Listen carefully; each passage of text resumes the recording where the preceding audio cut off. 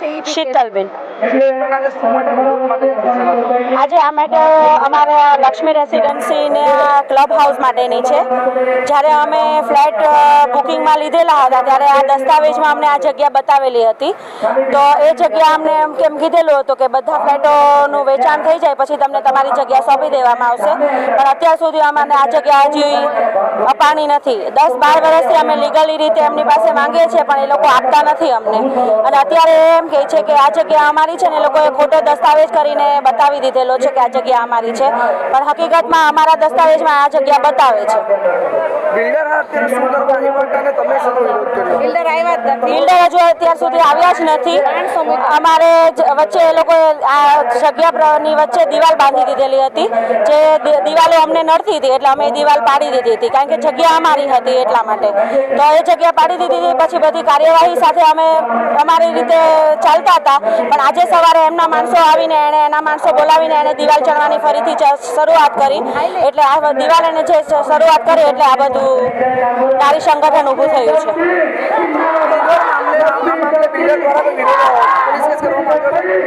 હા, બધી લીગલી રીતે બધી પ્રોસેસ એમને પણ નોટિસ દ્વારા બધું કરાવી આપેલું છે. એમને બધું લીગલી રીતે જ કાર્યવાહી થાય છે.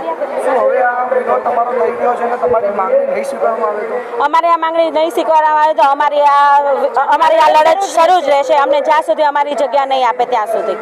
સોસાયટીમાં કેટલા ફ્લેટ છે અને કેટલા ફ્લેટ ધારકો વિરોધ કરે છે? સોસાયટીમાં તમે ધારો તો 5 બિલ્ડિંગ છે. એક બિલ્ડિંગમાં 52 ફ્લેટ આવે એટલે 250 ફ્લેટ આવે ટોટલી એક બિલ્ડિંગ. 1200 માણસો છે અને 1200 માણસો છે. શું કારણ વિરોધ કરવામાં આવ્યો છે? અમારી આ જગ્યા લક્ષ્મી રેસિડેન્સીની છે, એ અમને દર્શાવવામાં આવી છે પણ અમને આપી નથી. એના માટે આ લડત અમે શરૂ કરી છે. કેટલા સમયથી વિરોધમાં બેસા છો અને કેટલા ફ્લેટ ધારકો વિરોધમાં બેસેલા છે? બધા 5 બિલ્ડિંગના બધા સભ્યો વિરોધમાં છે અને અહીંયા અમે આ 500 જણા તો છે જ વિરોધમાં. 1200 છે પણ અત્યારે બધા ગયા હોય બિઝનેસ માટે. સોસાયટી અમારા નામે થઈ ગઈ છે. માંગણી સ્વીકારવામાં નહીં આવશે તો શું છે? આવી રીતે અમે લડત શરૂ જ રાખશું અને 10-12 વર્ષથી આ અમે એ લોકોને કીધું છે કે ભાઈ અમને આપી દો. નોટિસ પણ આપી છે પણ અમને આપતા નથી. અમારી વાત ધ્યાનમાં નથી લેતા એ લોકો. બિલ્ડર કોણ છે? બિલ્ડર વસંતભાઈ ગજેરા.